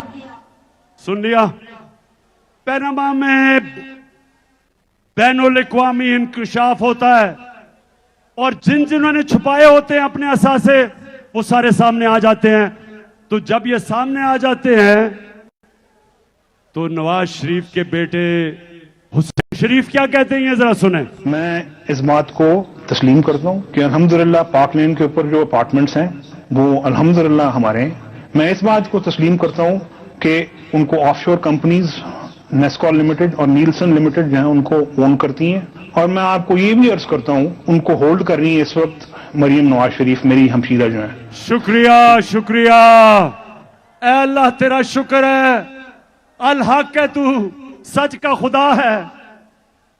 तो सबके सामने क्या चीजें आई कि यहां के प्राइम मिनिस्टर ने आपका पैसा चोरी करके लंदन में अरबों रुपए की प्रॉपर्टीज ली और वो बाहर इंकशाफ में सामने आ गई।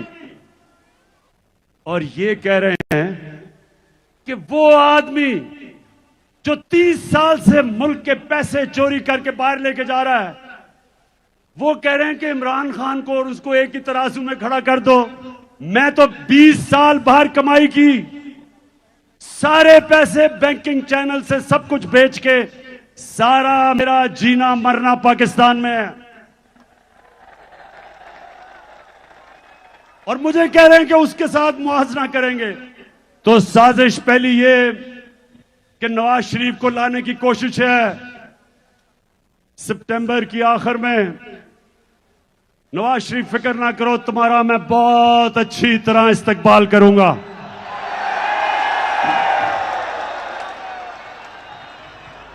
साजिश, एक मिनट है, साजिश दूसरी कि इमरान खान के ऊपर केसेस करो, किरदार कुशी करो।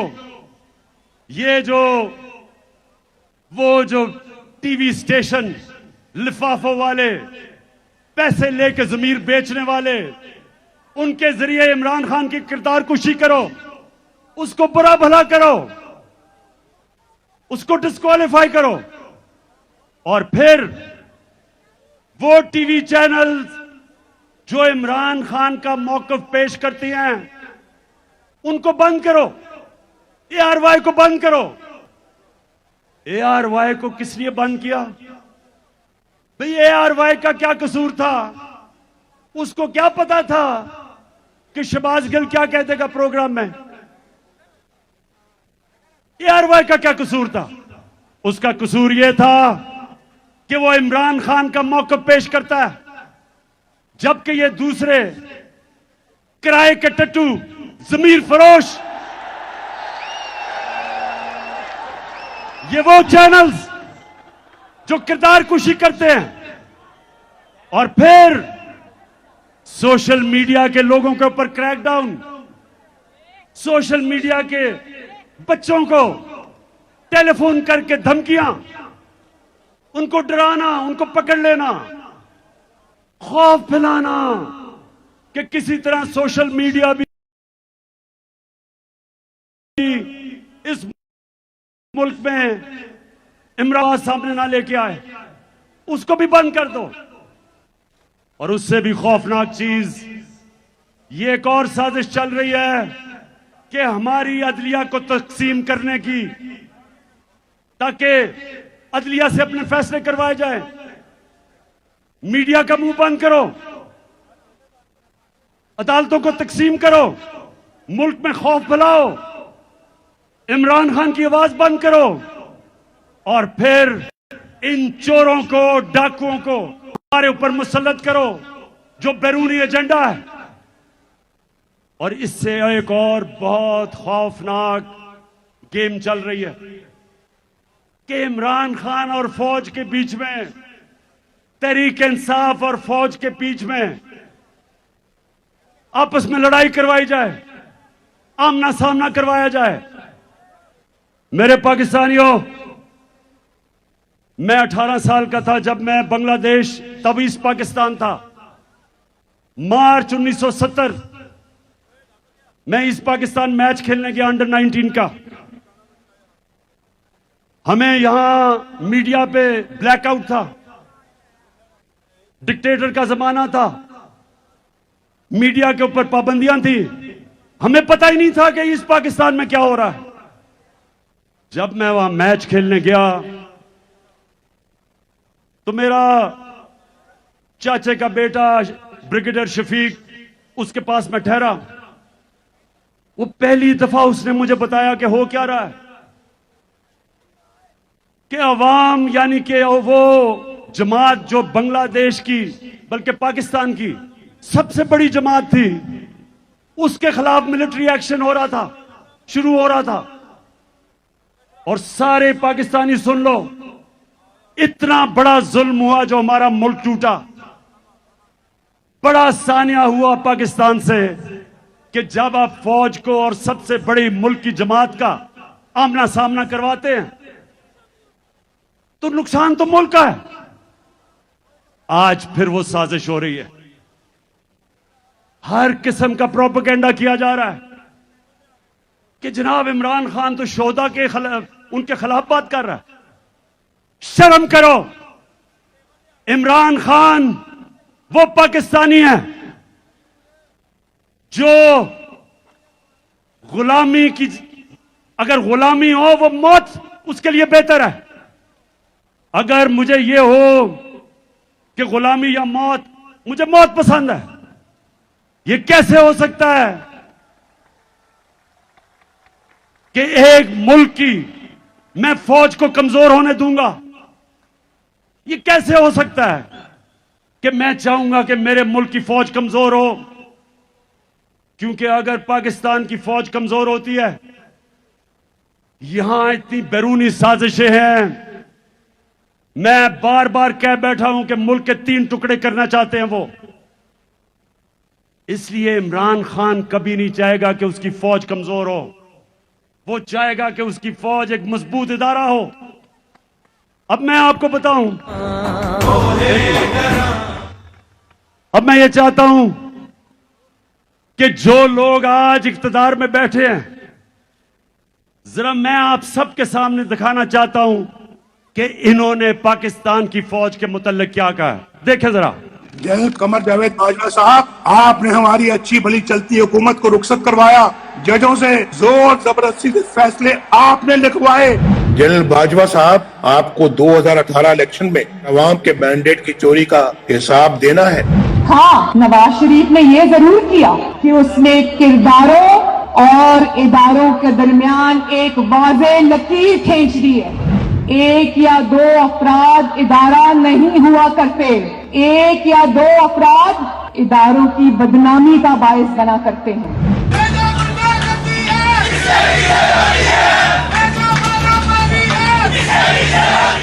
तुम हमें सियासत बतलाते हो, अपने हुदूद में रहो।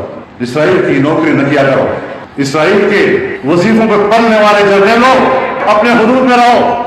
बड़े बड़े रैंकों वालों से भी अपने आप को मुहतरम समझता हूँ, तो सीधे हो जाओ। और अगर बिगड़ोगे तो फिर अगर हम बिगड़ गए तो अफगानिस्तान में अमेरिका का क्या हासिल हुआ, खुदा की कसम यहाँ तुम्हारा वही हासिल होगा। और अभिनंदन की क्या बात करते हैं। मुझे याद है चीफ ऑफ आर्मी स्टाफ तशरीफ लाए, पैर कांप रहे थे, पसीने माथे पे थे। दफा के लिए ये पूरी इंप्यूनिटी के साथ अपना सीना चौड़ा करके डिफेंस बजट को क्लेम कर रहे हैं और मांग रहे हैं कौम से। कौम की हड्डियों से गोश्त तक जो है इन्होंने निचोड़ लिया है और उतार लिया है। ये सुन लिया, ये आज हमें गद्दार कह रहे हैं, ये चूहे हमें गद्दार कह रहे हैं। अब मैं सिर्फ एक आपको बताना चाहता हूं कि मैंने अपनी फौज के मुतालिक क्या कहा। ये देखें, जो फौज का इदारा है कभी इसके खिलाफ बात ना करें, क्योंकि फौज एक ऐसी चीज है जो अगर हमारी फौज ना होती तो ये मुल्क में नहीं रहना था।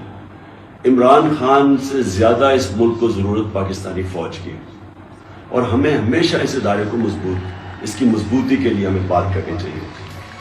और आज कैंपेन चलाई जा रही है कि पाकिस्तान की फौज, कि पाकिस्तानी, हम तहरीक इंसाफ फौज के खिलाफ हैं। जो लोग इस मुल्क में हकीकी आजादी चाहते हैं वो हमेशा चाहेंगे कि हमारी फौज मजबूत हो। और कभी मैं जब तनकीद करता हूं तो मेरी तनकीद तामीरी होती है। जिस तरह एक बाप अपने बच्चों के तनकीद करता है उनकी इस्लाह करने के लिए, मेरी इस तरह की तनकीद नहीं होती इन चोरों की तरह, जिनके एजेंडा कुछ पैसे बाहर पड़े, बाहर के लोगों की गुलामी करने वाले, पैसे की बुत की पूजा करने वाले, जिनके बच्चे बाहर, पैसे बाहर, ईदें बाहर, शॉपिंग बाहर, इलाज बाहर, और वो मुझे कह रहे हैं कि जनाब इमरान खान गद्दार है। मैं आज अपने सारी कौम के सामने कहना चाहता हूं कि ये जो साजिश की जा रही है कि मुल्क की सबसे बड़ी जमात को फौज के सामने खड़ा करने की, ये मुल्क के खिलाफ साजिश है। ये एक बैरूनी साजिश का हिस्सा है इस मुल्क को कमजोर करने का। ये जो चोरों को ऊपर बिठाया था बैरूनी साजिश के तहत, ये मुल्क को कमजोर करने के लिए चोरों को ऊपर इसलिए लेके आए थे कि इनसे जो भी कहें करवा सकते हैं। तो मेरे पाकिस्तानियों, मैं आज खास तौर पे इस प्रोपेगेंडा जो चल रहा है, सोशल मीडिया के लोगों को पकड़ पकड़ के लेके जा रहे हैं। एक बच्चे के बाप को पकड़ा हुआ है, उसे कह रहे हैं कि स्टेटमेंट दो कि इमरान खान ने हमें कहा था फौज के खिलाफ बयान देना। ये हो रहा है आज। तो मैं आज आपके सामने ऐलान करना चाहता हूं कि मेरा आज अगला लाएअमल क्या है। सबसे पहले मैंने फैसला किया अब कि अपनी आवाम में निकलने का। मैं अपने लोगों के पास जाऊंगा,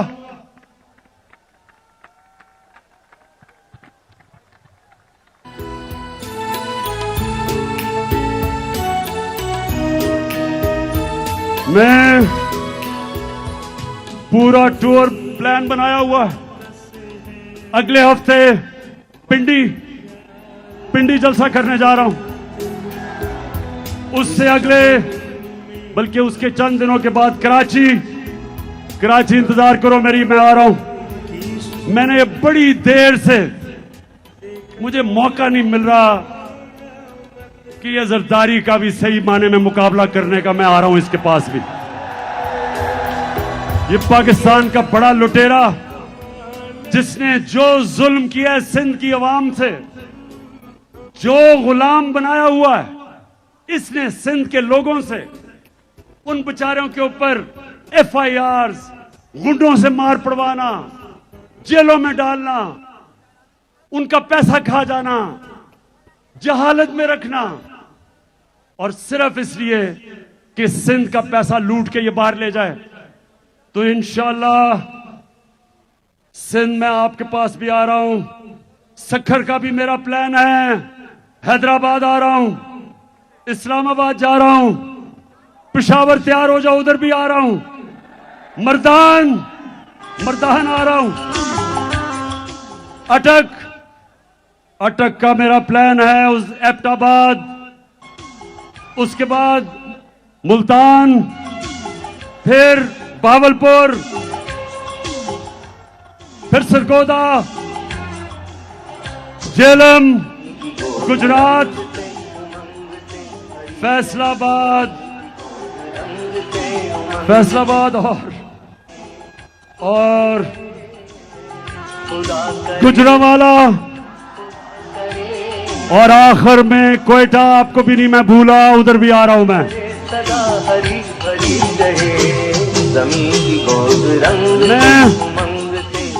मैं अवाम में निकल रहा हूं। मैं सारी अपनी अवाम को तैयार कर रहा हूं। हमारी हकीकी आजादी की जंग अपने आखिरी और फैसला कुन मरहले पे है। मेरी कौम तैयार हो जाओ। मैंने अपनी सारी पार्टी, उनकी सारी तंजीमें, सबको मैंने पैगाम पहुंचा दिया कि आप तैयारी करें। एक मैं टाइगर फोर्स बना रहा हूं नौजवानों का, और उसमें हमारी बेटियां होंगी, नौजवान होंगे। जिस तरह तहरीक पाकिस्तान में मेरी वालदा और उनकी जनरेशन ने, तहरीक पाकिस्तान में जिस तरह वो घर घर निकली, मैं आज अपनी सारी कौम को कह रहा हूं कि हमारी बेटियां, हमारे नौजवान तैयार हो जाओ। आपने घर घर जाना है। मेरी हकीकी आजादी का पैगाम घर घर लोगों के पास लेके जाना है। आपने लोगों को बताना है कि किसी चीज से आपने नहीं खौफजदा होना। ये आपको डराने की कोशिश करेंगे, जिस तरह इन्होंने 25 मई को की। ये हर किस्म का खौफ आप में पैदा करेंगे। जब तक आपका कप्तान खौफजदा नहीं, तो आपको किसी से डर है? खुदा करे, खुदा करे, खुदा करे, खुदा करे सदा हरी भरी रहे जमीन की गोद रंग से, उमंग से भरी रहे जमीन की गोद रंग से। तो फिर से आखिर में, अच्छा मैं पाकिस्तानियों सुनो आखिरी मेरी बात।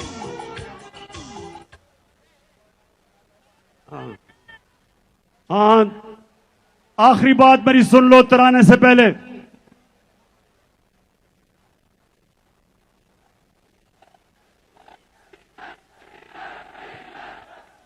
बता हुआ नजर में गुलाब था छुपा हुआ।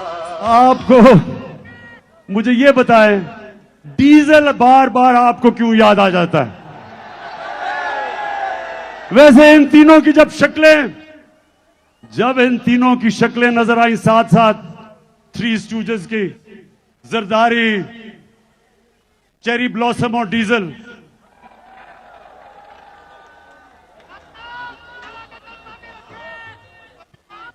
सुन ले एक चीज मैं चाहता हूं आपसे। एक मिनट। कायदे आजम से जब किसी ने पूछा, कायदे आजम के बड़े बुरे दिन थे 1937 में, एक सीट जीते वो, बड़ी आराम की जिंदगी गुजारे थे लंदन में, वहां से वापस आए। इलामा इकबाल ने उन्हें कहा था कि मुसलमानों की आपके बगैर लीडरशिप नहीं आती। तो कायदे आजम जब वापस आए तो एक सीट मिली। उनका लंदन से एक दोस्त मिलने आया, कहता आप इतनी आशी की आराम की जिंदगी गुजार रहे थे, तो क्या आपको अफसोस नहीं हुआ कि सब छोड़ के और इधर आए और देखें इतना बुरा रिजल्ट है? तो पाकिस्तानियों ये गौर से सुने, आजम ने जवाब दिया, ये गौर से सुने। उन्हें अपने दोस्त को कहा कि मैं सिर्फ एक चीज चाहता हूं, जब मैं अपने अल्लाह के पास जाऊंगा, मैं सिर्फ अपने अल्लाह से एक चीज सुनना चाहता हूं। और उन्होंने अंग्रेजी में यह कहा कि मैं अल्लाह से यह सुनना चाहता हूं कि अल्लाह मुझे कहे कि वेल डन मिस्टर जुना, यू ट्राइड योर बेस्ट। जिना साहब के शाबाश जिना, तुमने अपनी कौम के लिए पूरी कोशिश की। तो मैं जब अपने अल्लाह के पास जाऊंगा, मैं उससे एक चीज सुनना चाहता हूं, मैं सिर्फ उससे एक चीज सुनना चाहता हूं कि मेरा अल्लाह मुझे यह कहे कि शाबाश इमरान, सुने कि तुमने हमारे नबी सल्लल्लाहु अलैहि वसल्लम की उम्मत को ला इलाहा इल्लल्लाह का मतलब समझा दिया।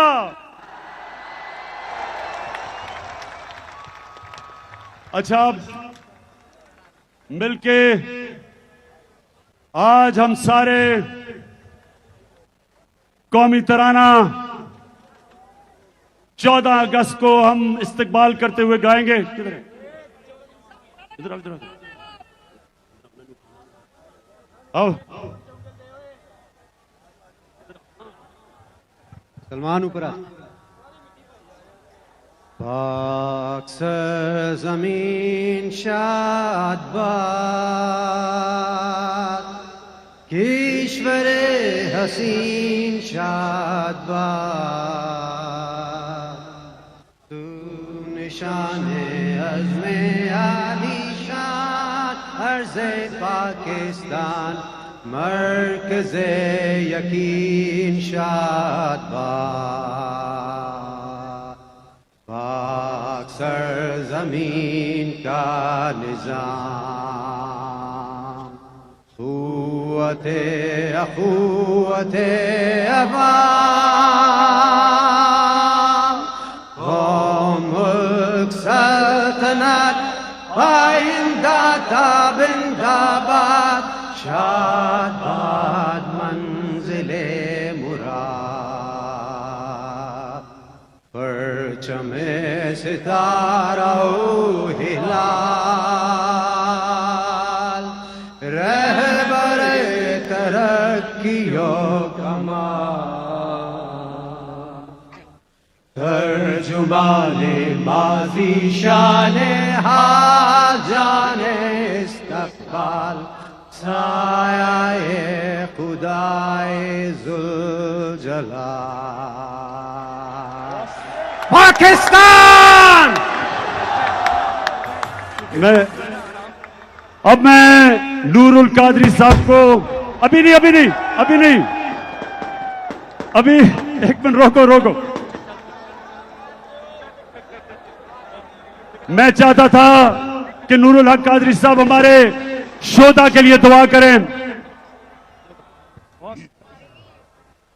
कायद मिल्लत इस्लामिया इमरान खान का हुक्म है कि इस आधी रात को पाकिस्तान की आज़ादी से लेकर आज के हकीकी आज़ादी तक जितने शुहदा है हम सब अपनी बंदगी और आजिज़ी के हाथ मौला कुद्दूस के हाथ उठाएं और दुआ करें कि मेरे रब्बे जुल जलाल हमारे इस प्यारे महबूब वतन पाकिस्तान की हिफाजत फरमा। वो सारे लोग जो इस वतन की हिफाजत की ड्यूटी पे हैं उनकी भी हिफाजत फरमा।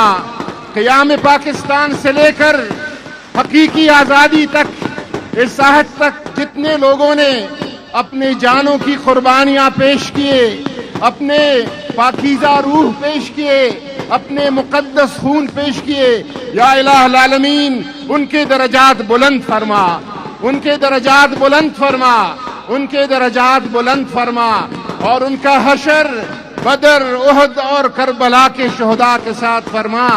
या इलाहुल आलमीन वो लोग जो हमारी सरहदों पर रात की टिटरती सर्दियों में पहरा दे रहे हैं, या अल्लाह ताला उनकी नुसरत फरमा, उनकी मदद फरमा और बतौर खास पाकिस्तान को अल्लाह तबारक व तआला उस मंजिल की तरफ 75 साल बाद हकीकी मंजिल की तरफ हमें रसाई फरमा। हमारे कायद इमरान खान के लिए दुआ फरमाए कि या इलाहुल आलमीन इस बंदी की हिफाजत फरमा, उनको इस्तिकामत अता फरमा और हर किस्म बैरूनी और अंदरूनी दुश्मनों और साजिशों से अपनी हिफाजत में फरमा। रब्बना ला तुआखिज़ना इन नसीना व अख्ताना रब्बना वला तहमिल अलैना इसरन कमा हमलतहु अलल लज़ीना मिन क़ब्लिना रब्बना वला तुहम्मिलना मा ला ताक़त लना बिह वाफ़ु अन्ना वग़फ़िर लना वरहमना अंत मौलाना फंसुरना अलल क़ौमिल काफ़िरीन व सल्लल्लाहु तआला अला खैर ख़ल्क़िही व नूर अर्शिही व ज़ीनत फ़र्शिही सय्यिदना मुहम्मद व आलिहि व अस्हाबिही अजमईन। मुबारक हो पूरी कौम को। सबको जश्न आजादी मुबारक। एक मिनट, मैं सबसे आखिर में 1 मिनट, बड़े आराम से आपने बाहर निकलना है, लोग बहुत ज्यादा हैं, बड़े देखभाल करके निकलना, आहिस्ता आहिस्ता निकलना, कोई जल्दी नहीं है। हम अभी, मैं आपके साथ ही हूं, अल्लाह हुज़रा लगा दो। जितने लोग बाहर हैं और वो अंदर नहीं आ सके उनसे मैं माजरत करता हूं।